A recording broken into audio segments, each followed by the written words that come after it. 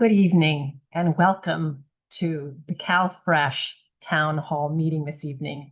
I'm Amy Dearlum. I'm the CalFresh Outreach Director here at River City Food Bank, and we thank you for joining us this evening and taking time to learn the latest about CalFresh. This recording is live streamed, but the recording will be available on YouTube just following this presentation. And as far as questions, we're going to ask that you hold off on your questions till the latter half hour. Those questions can be given out through a QR code or through the YouTube chat.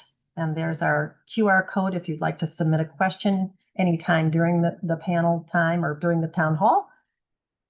Otherwise, you can also do it through the chat in the YouTube. Wanted to let you know the reason we decided to do this meeting. We felt as our response, River City Food Bank, to all of what's been going on the last few weeks with the government shutdown and all of the uncertainty regarding CalFresh. These are unprecedented times. There is often confusion. We hear different messages from the media, getting daily updates, and that can be confusing, as well as uncertainty. People are at a high stress level, not knowing what's going on, especially those who are recipients of CalFresh. And so we thought it would be a good idea to offer a time for you to hear about the latest from some of our local experts, as well as be able to ask questions. Oftentimes we hear things on TV or radio, but we can't ask questions. And so this tonight will give you the opportunity to do that. I want to let you know a little bit about the layout of the evening. We'll have panelists for the first half hour talking about their perspectives. I'm going to introduce them in just a minute. And then the latter half will be an open question and answer time for you to answer questions as much as we will be able to get to. So hopefully that helps you know how we're going to spend our next hour together. I do want to introduce our great panel of experts this evening. We first have Jared Call, who is the Director of Public Policy and Advocacy for the California Association of Food Banks. He will be talking about some action plans that we can take given what's going on here with the government. We have the Sacramento County Department of Human Assistance, Ethan Dye, the Executive Director, and Rosalie Ramirez, his Division Manager. They'll be talking a little bit about kind of the latest as to what's going on with CalFresh and people's benefits.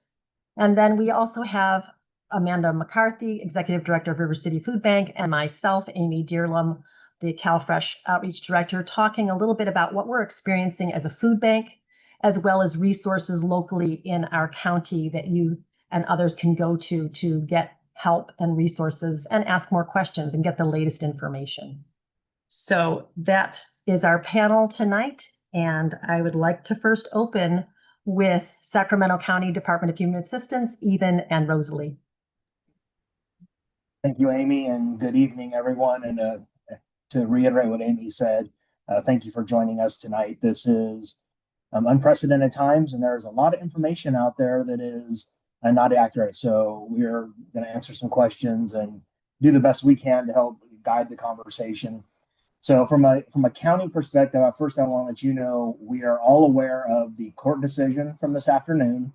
We also understand that it has already been appealed. And so we are currently waiting on CDSS to issue some more communication and guidance on any level of benefits or timing for benefits to be issued to cards in the relatively near future.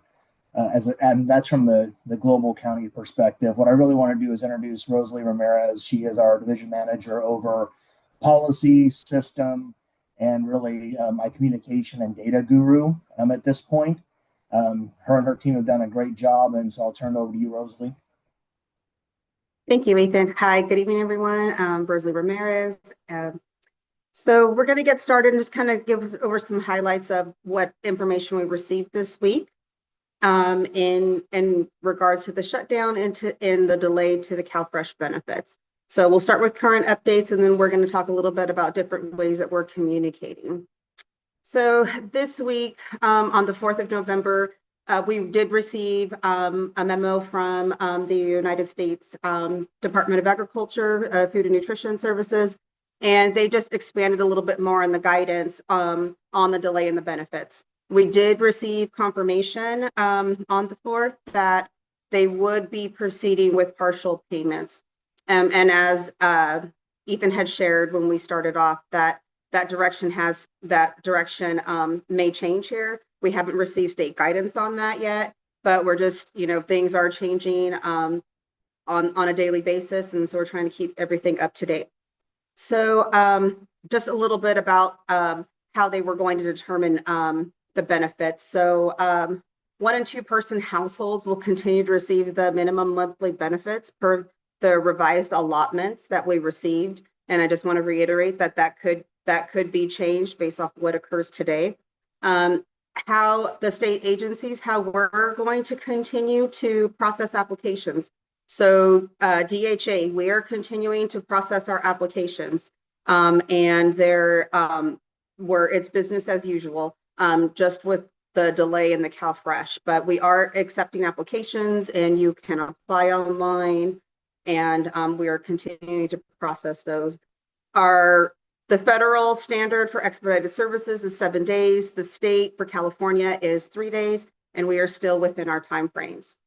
As far as hearing rights, because this is due to the federal impact, state agencies may deny fair hearing requests, but you do always have the right to a hearing. However, this is due to the federal shutdown. And then just lastly, the reduction applies right now. What we know about the benefits is we're strictly talking about November. Unfortunately, at this time, we don't have any additional information on December's benefits. And these were the information that was given to us by the USDA. So we're still pending official guidance from the California Department of Social Services. And so we'll continue to keep you updated as we receive additional information. And then it's going to move on to some of the ways that will keep you all informed. So right now we're keeping the Department of Human Assistance, our webpage. We have a federal shutdown page that gives you information on all the impacts. We're keeping everything up to date. And when we say up to date, it's up to date with guidance that we receive from the state. So I know there's a lot of information that's being shared in the media. We're updating once we receive guidance from the state. We're keeping our social media sites posted with any information, so our customers and the community, they can keep aware. Direct customer impacts, you're going to receive text messages. So once we start issuing benefits, so a text message will go out to our customers. Benefits Cal is up, you can still apply, you can still review your case information. And then we're working with our local community-based organizations just to see how we can all stay on the same page and what we can do for the community. And we're directing our residents to 211, who is kind of the hub, and directing people to where they can go to their local food banks. All right. Super. Thank you, Ethan and Rosalie. I want to remind those of you who are watching that you can, again, your questions can go through the YouTube chat. There's where you can put your questions. Next on our panel is Amanda McCarthy, our Executive Director of River City Food Bank, talking a little bit about what it's like around with the food bank. Thanks, Amy. As she mentioned, please, if you all are watching and thinking of questions for anybody on the panel, feel free to put those in the chat and we will get to them at the second half. In the meantime, I'm Amanda, the Executive Director at River City Food Bank. It is so wonderful to be with you. I'm so thankful to this incredible panel who really pulled together at the last minute to make this town hall a priority. So thank you guys. Obviously, as you've heard, things are happening. This is a really busy time. It can be overwhelming and uncertain. Hunger will not wait, and neither will we. So I'm here to talk to you a little bit about the work we're doing here at River City Food Bank. Next slide. We'll talk a little bit about the impact, our response, and I definitely want to make sure everybody hears about some of the resources at River City Food Bank and beyond. Next slide. So households across Sacramento obviously are feeling the effects of the CalFresh delay, and that is sending many, many families and individuals to River City Food Bank and hundreds of other hunger relief organizations. Many are coming for the very first time. At River City Food Bank, we are serving 30,000 per month already. And we've seen about an 18% increase in those numbers over the last 2 weeks. And that comes at a time that is already historically busy. As we approach Thanksgiving and holidays, we always see an uptick. So it's a very busy time of year for us and so many other organizations serving our community. Next slide. And I just want you to know that our response to the ongoing shutdown and CalFresh delay has really been swift. Our team is really incredible, and we're responding with urgency, with compassion, and with hope. Our top priority is, as you see on the screen, emergency food. We want to make sure that all of our neighbors in need have access to healthy, meaningful foods. And so we are right now sourcing and purchasing additional food. We're doing that with the help of partners, including Sacramento Food Bank, grocery stores, and other vendors. We've made some adjustments to our operation so that we can really serve as many families as we can, as many households as we can during every single distribution that we're open for. On the CalFresh side, we are really trying to help households continue to navigate the delays. We know there are a lot of questions, and we are offering services by phone, in person, and at community sites, including community colleges. And actually, tonight's town hall was part of our response plan. So thanks to Amy and the whole team for stepping up to help us with this. We want to make sure we're giving you accurate information. And finally, people are coming to us for all kinds of things. CalFresh is one, food is another, but we want to make sure that we're sharing out information that gives our neighbors in need a chance to find other resources. And so I'm going to actually turn it over to Amy now to talk a little bit about some of those resources. Thanks, Amanda. Next slide. So as you know, River City Food Bank is here for everyone here in the county. And we are open 4 days a week to the public, and we are no barriers. So that means you do not need to bring anything with you. You don't need to bring evidence of your zip code or anything like that. We have 2 locations, one in Midtown, Tuesdays and Thursdays, and one in the Arden Arcade area as well. Open Tuesday through Friday, 10:30 to 1:30. And then we do have our CalFresh outreach department. That's our phone number, as well as our general food bank line. We offer CalFresh support in English and Spanish, but there are many other agencies that offer it in a multitude of languages. And we're really a go-between between the customer, the public, and the county. So if people have paperwork, if they need to turn things in, we want to make sure people are continuing to keep their CalFresh case active while they wait for their benefit. Or if someone's interested in applying, they can still apply. All of those things are continuing to happen, as Rosalie mentioned. And so we're here to help in any array of anything related to CalFresh, even EBT card issues that people are having. There's our email address and our website. So you can look there for more information on all of that. Next slide. So above and beyond us, we want to also shout out to those who are doing work as well and giving you more resources. So the Sacramento Region Food Resource Map, Alphamus CDC, is offering that. Sacramento Food Bank and Family Services, of course, has their Find Food map. So anywhere in the county, if you're looking to find food, that's the biggest resource in terms of by zip code. It'll tell you where the places are you can go and the days and times that the food is available.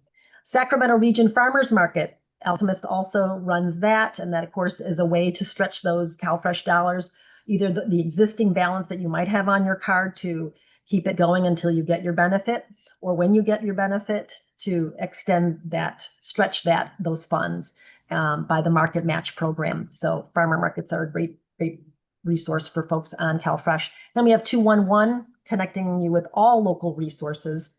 Sacramento County, the DHA website for the latest on federal shutdown impact to CalFresh. And I did want to put a shout out that they're offering free SAC RT transit to food distribution sites. If you click on that link to DHA, it's going to have a link to a flyer. If you take that flyer in your EBT card, you can get free transportation to food distributions during this time, and that is through November 9th. So a really great resource there for folks. California Association of Food Banks will show you, again, some of the latest that's going on with CalFresh, as well as food banks throughout the state for those folks you might know in other counties that need help as well. And then last but certainly not least at all, our good old California Department of Social Services, the state will be keeping that updated as to the latest. That is their homepage, and they've got it right on the front of their homepage as to the guidance they're getting from the feds on how things are going to roll out for folks. So those are some great resources for you for your reference there. Our last panelist is Jared Call from the California Association of Food Banks. He is the Public Policy and Advocacy Director. And thank you, Jared. Thanks, Amy, and thanks, Amanda. I am Jared Call, the Director of Public Policy and Advocacy for the California Association of Food Banks.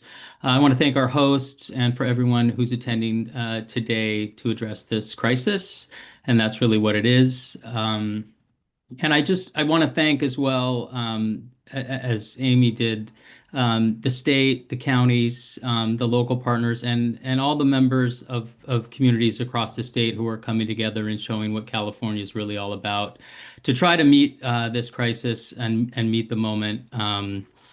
And so I'm an advocate. My role is to tell people and help people do something about the problem that we're all trying to address here today. And so I did prepare a call to action.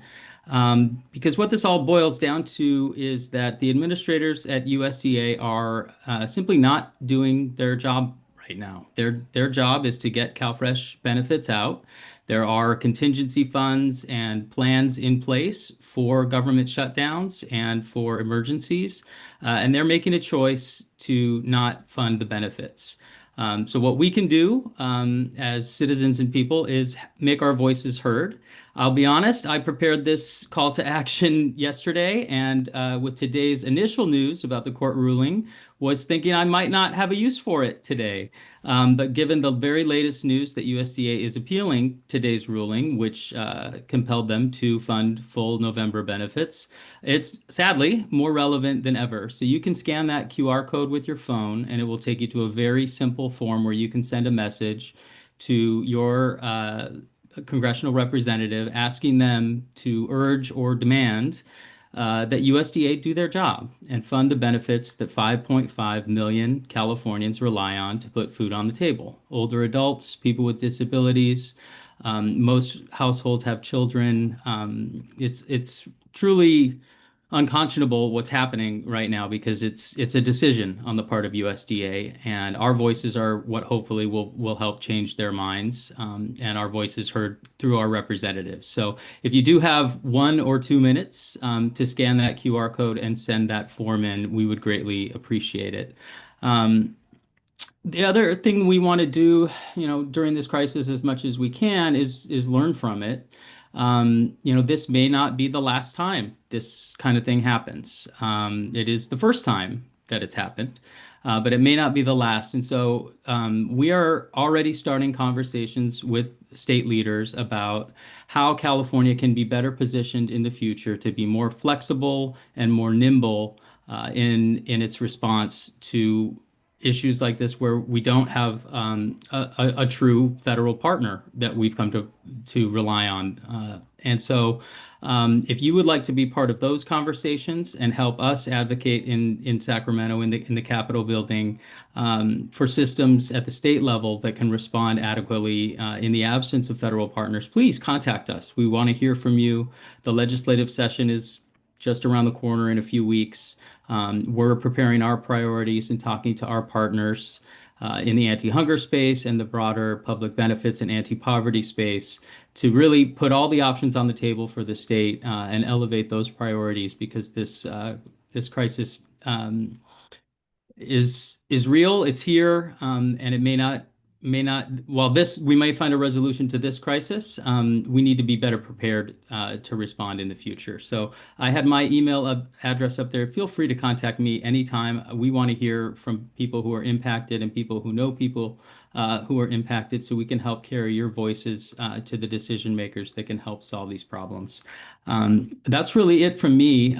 So thank you all again for attending, and thank you to the organizers and my fellow panelists, especially our administrators at the counties, who are being tossed and turned every day with different decisions and new guidance and waiting for guidance, and really are putting up a heroic effort to try to get people their benefits. And unfortunately just don't have the levers to pull that they want to, I know. So thank you, Ethan and Rosalie, especially. Thank you, Jared. And I also want to thank all the county workers. They're the ones that are getting the calls and hearing from people who are in stress, who are distressed, thinking the county can do something, and at a loss sometimes as to how to feed their household. So I want to shout out to your workers as well. Thank you. All right. I think we're on to our Q&A section at this time, and wondering if we have any questions out there, again, through the QR code and or through the YouTube chat. And our IT gentleman, Isaac, is going to let us know if we've got some. All right, so our first question is, and I would say any panelist that wants to answer this, let's just say that, okay? When in November will SNAP recipients receive their benefits on their EBT cards? Will there be partial benefit payments or full payments? So I think I can guarantee we know who's going to take that one. So thank you for whoever asked the question. Much like everything that's been in November, it depends. We know that the Food and Nutrition, or USDA, has already authorized partial benefits, and we know that CDSS is working with the vendor to see when those may be able to be issued. That was yesterday. Now, with the court hearing today and the appeal, there is some discussion, or the courts need to weigh in and the appellates need to weigh in on whether it would be a partial benefit as already contemplated, or if it would be a full benefit as what the court ordered today. So at this point, we still do not have a firm day or number of days, and we do not have a firm whether it's going to be a partial or a full benefit. And that is as much as we know today. So I'm watching this almost all day long transpire. And Ethan, for people to get the latest on that, should they go to CDSS or should they go to DHA after tonight to continue to look at the latest?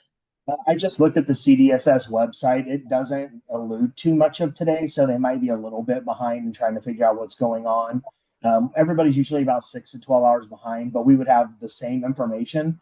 I would direct folks to our website, because we'll tell you what's happening at the county level and what messaging we're giving our staff. We even post the text messages, what that looks like when we're sending it to people.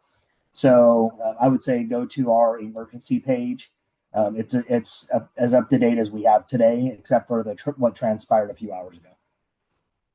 In regards to what you just said, I heard you say that when you know you're going to be able to dispense, or when the state will be dispensing those onto the EBT cards, there'll be text messaging and email messaging. Is that correct? We will be noticing customers on what the actual what they can expect to see, because we want folks to know, that way they can prepare. So if we can tell them you're going to get, example, 25% of your benefit or 50% of your benefit, then they will have an idea of how what their needs are going to be for the rest of the month. As opposed to if it were a full benefit, which actually would help stabilize customers, the food banks, and local economies. And that is when you've got the guidance from the state, correct? Correct.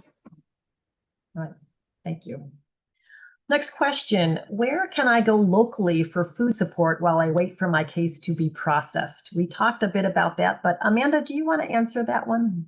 Sure. There are a number of different organizations doing food distributions right now. Once we are done with this town hall, we will make all of the materials available to folks who registered. So you'll have all the links to things as well as the live recording. But there's a list of different places where you can go get food. River City Food Bank is one, but certainly there are locations throughout the county. And hopefully we can help you find something that is close to where you live. But there's lots of different options and lots of ways to access lots of healthy, fresh, meaningful foods. I think one of the best places to go would be that Sacramento Food Bank, Find Food. That's a pretty good extensive list to go to, or your 211 if you don't have access to the internet. Calling 211 has access to that as well. All right, next question. Are federal workers who are hit by the shutdown eligible for CalFresh? If the federal worker is not receiving unemployment, because unemployment could put them in too high of a dollar bracket. It really depends on the household size. So if they are truly affected where they have no income, I would advise them to come in and apply. There may be no benefit immediately, but once the benefits are restored, they would get benefits retroactively. So there would be a potential for federal workers to be CalFresh eligible. And I think it's important to understand there may be federal workers who are already CalFresh eligible who are working, because we have working families who are eligible to CalFresh because of income. So if there's any question out there, you can always go to I almost said benefits Cal Win. That's not going to be right. You can go to Benefits Cal and you can look and see what the numbers look like. But absolutely, if you think, call us, apply, see what we can do for you. Great, thank you. Next question, are food banks, this is probably for Amanda, receiving more food from the state during the shutdown, or are they struggling too? I would safely say that many of us doing food distribution are struggling with food. And that is in part because the surge in need has just increased so quickly and so dramatically.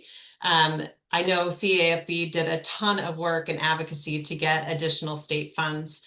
And so there is money that has been allocated and is ready for food banks to utilize, but we are still, I don't think that changes the fact that we're still really struggling to meet the need because of the quick and sudden increase. So, I know for River City Food Bank, we are really, we're doing some things to source and purchase more food, but when people ask us what we need, if you go on our website, we've got a Give Healthy option. It's a virtual food drive that allows people to select different types of food, including fresh produce that will be delivered directly to us. So there's lots of different ways that people can help. And I encourage you to talk with your local food banks and find out what they need so that you can really give them that support directly without guessing. Great, thank you. Amy, could I jump in on that too? I would just say from a statewide perspective, as we hear from our food banks across the state, I just want to echo first everything that Amanda says. But also to keep in mind that every day that goes by, the problem gets much worse. The way CalFresh benefits are dispersed is over a 10-day period, starting at the beginning of the month. So here we are on the 6th. So only a little more than half of people have actually seen that delay. And so every day that goes by, it's compounded. And so today's news, there's been a lot of whiplash with good news, bad news. But today's news is very distressing that the USDA will continue to fight those rulings. And the latest I have is that they appealed today's ruling, but also the previous rulings about the partial payments. So as we stand here now, we're trying to hear from national partners and others about really where we stand here. Did we actually go backwards today from where we were a couple days ago? And certainly for people who are waiting for their benefits that we're hoping to get them, in the next coming days or weeks, we know even less than maybe we thought we did. So yeah, if you have the capacity to donate or volunteer at a food bank, I know it's greatly appreciated. Right. Thank you, Jared. Appreciate that. Does the shutdown affect every county in California the same way, or does each county have different rules? If you want, Amy, I can take the next three. So every county in California has the exact same rules. We may have different processes because of where our locations are, but the shutdown affects every county in exactly the same way. So the second question I see is, I saw on social media that SNAP is being eliminated. Is that true or misinformation? It is absolute misinformation. And I've also watched a few TikTok videos recently, and I was dismayed at how information is being put out that looks super real. So, direct people to reputable resources, send them to the Department of Human Assistance, send folks to CDSS website, have conversations with the food banks. But it is not being eliminated. It is on hold now due to funding issues. The next question is, if I do not get benefits this month, will I receive double amount next month? So herein lies part of the concern is benefits are not being paid in November because there is no funding for SNAP. If the federal shutdown does not end before December, this could also impact December benefits. So it is super important that folks who are listening to this call take Jared up on his offer of advocacy, reaching out to your electeds, because the longer this draws out, the worse it's going to be for individuals who are hungry, for families. It is for every dollar that is spent in CalFresh, it brings $1.50 to $1.80 back in community for restaurants. It brings it in for businesses. So I think it will destabilize the local economies the longer this goes out, and folks are going to be hungry. And then the next one says, is it true that the shutdown continues as state advance funds or issue emergency benefits? So the state of California has no mechanism in order to add benefits to an EBT card. So what the state does is they send we grant eligibility at the county level. It sits in the system. The state pulls that data and then sends it to the EBT vendor. The money actually comes from Department of Treasury to the vendor. So the state doesn't even see the funding. So as it sits right now, there is no mechanism in order to actually fund a CalFresh benefit from the state. So I hope that answers the question. Ethan, that may be in relation to the last time we had a shutdown where the state did advance, and perhaps somebody's aware of that from 2019 when we had that happen. They are advancing the state. Oh, thank you, Amy. The state is advancing administrative funds because the way we get paid differently with state administrative work. So that's why we are still being required to meet the mandates and do all of the other work because we have received that funding. And the longer this goes out, that could also be contemplated in painful decisions. And then the last one was, how long could benefits be delayed? Are we talking days or weeks? Both. It's going to depend on whatever happens within the court system. It takes a few days for the vendor to be able to upload benefits. So you're talking at least a week there, depending on how quickly they can get benefits out on cards. I think you heard that it takes our benefits are paid by the last digit of the case number over a 10-day period. Getting compression and compaction by our EBT vendor may be difficult, but they may be able to do it. There are a lot of working pieces behind the scenes on this. What everybody is seeing in the paper is the politics of it all, and it's hurting families. Thank you, Ethan. Next question, should we expect more disruptions in the future, or was this a one-time issue? Jared.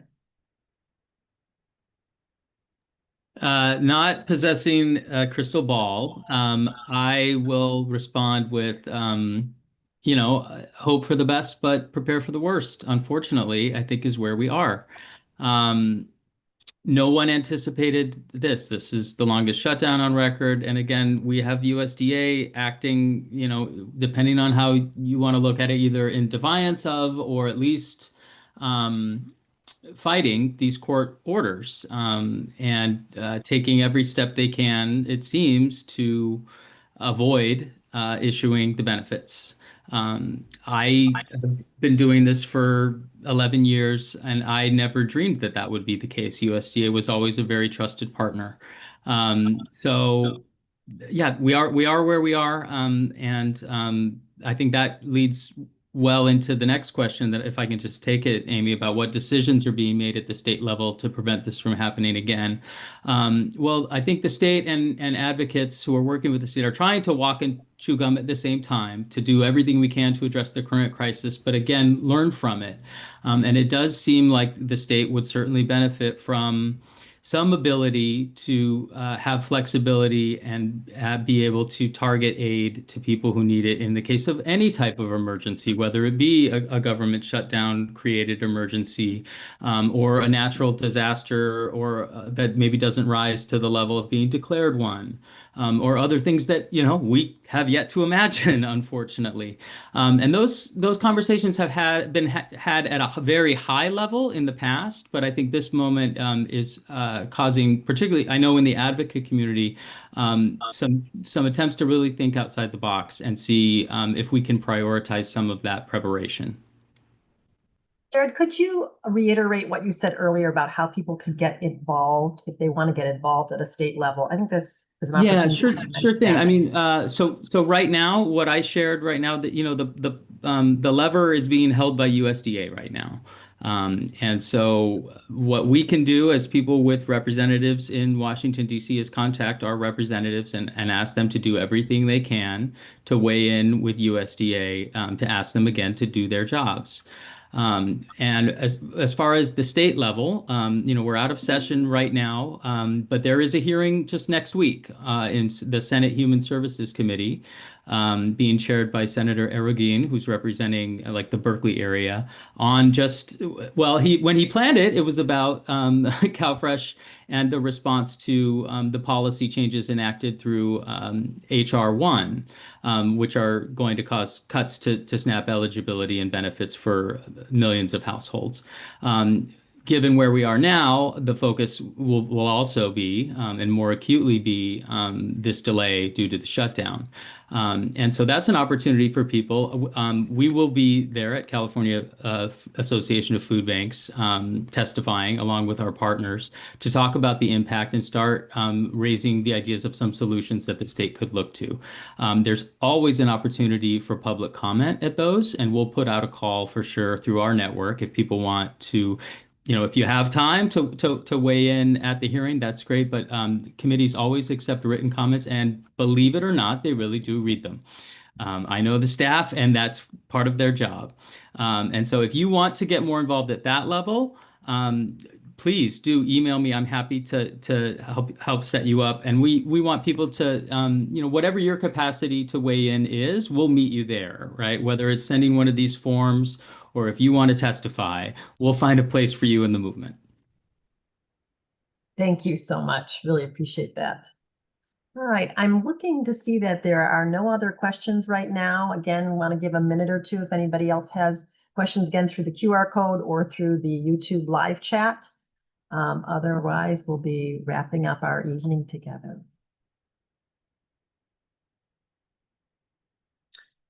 I would like to take this time right now to thank the panelists, Ethan Dye and Rosalie Ramirez from Department of Human Assistance, for your time and your expertise and sharing out what you know as the latest. Really appreciate that. And for Jared, again, your background and your constant work on advocacy and how we can continue to advocate for full benefit, full payments, and going forward as well to continue to get this needed benefit for households across the country. And for Amanda McCarthy for helping to lead this town hall as well. We do, I believe, have a slide on the River City Food Bank contact information. Did we want to put that up again? I have that down. Or is there anything else we need to mention? Yeah, Amy, I want to thank you and the food banks for the work you guys are doing. I've been doing this work for 20 years, and I've known the food banks are there. And I never thought I would see an emergent situation like it is today, where that relationship is so critically important to maintain, even in eras where we don't see things like we do today. And so I want to thank you and your advocacy and the conversations that we're able to have in our meetings about doing the best we can for community. And, I drive by 28th Street on Tuesday mornings, and I get to see the folks who are, lined up around the corner. And I drove by the other day, and I was in disbelief.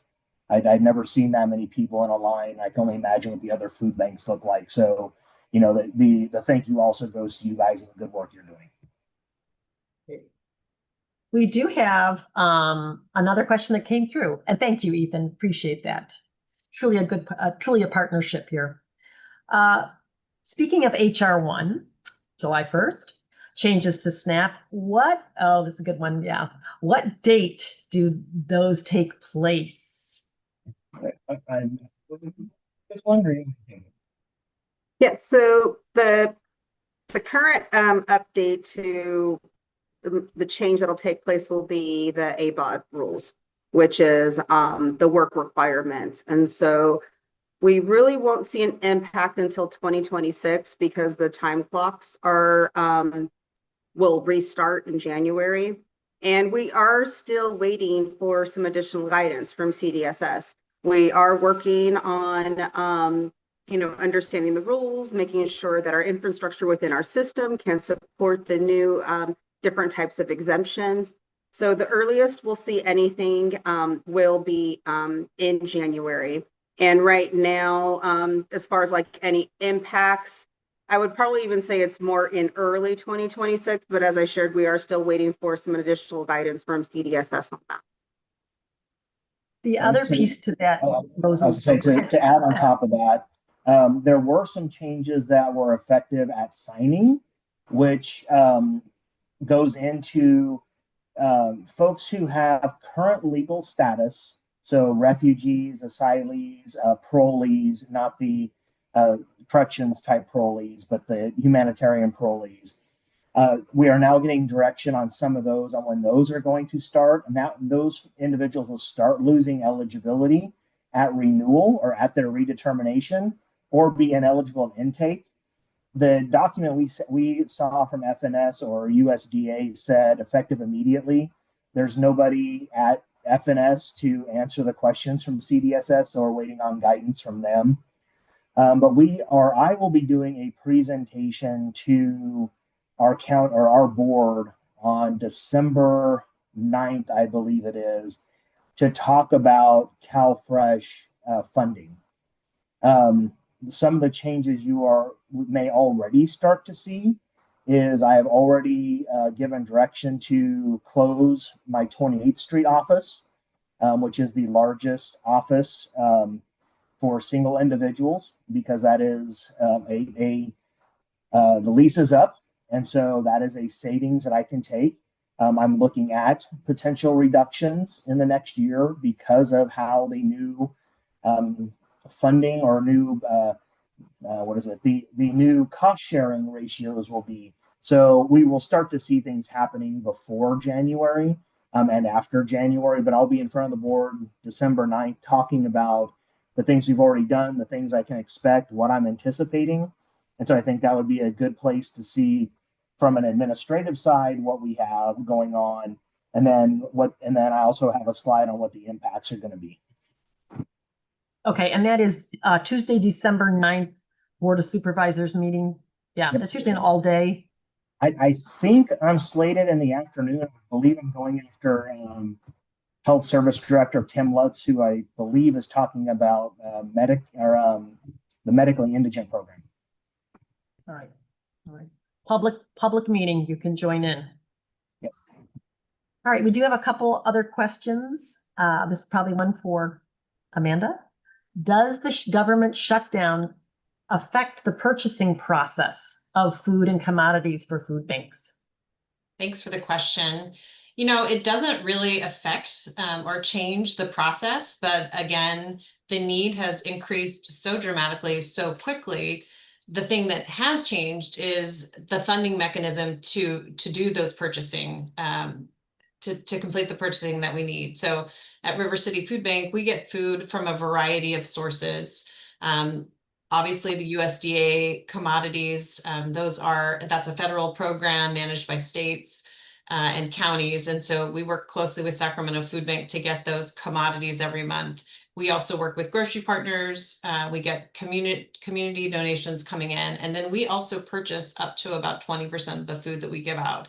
But I will tell you, because of inflation, that is not an easy thing to do. It's more and more expensive. So at River City Food Bank, we're definitely looking right now at doing some bulk purchasing, working with other organizations, trying to figure out how we can get the best deal. So to answer the question, it really doesn't change our process. We're just, you know, all of us trying to scramble and figure out how we can raise the money needed to really purchase the most important foods for our community.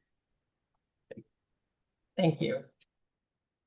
All right, we're almost at time. Any other questions before we wrap this town hall meeting up? Let me give folks. Okay, looks like that's all the questions we have. Again, I want to thank our panel, Ethan, Rosalie, and Jared, and Amanda. And we are going to close here with a resource slide of River City Food Bank, and know that we are here for you in myriad of ways of food, advocacy, CalFresh assistance, and helping our community to get through this unprecedented time. We thank you for your time tonight and for being with us. We hope this was helpful. It will be available through YouTube immediately following this, or if you need, I believe we can, if people want to email, they can get a copy, or just go to YouTube. Do they just go to YouTube, or can they get a copy via us? Just go to YouTube. Just go to YouTube and you'll see it there if you'd like a copy of this. Again, thank you for your time. I hope this was helpful, and we will continue on with hoping that things will get better each and every day, so that the residents across the country can get access to the food that they are eligible for. Thank you again. Have a nice evening. Thank you.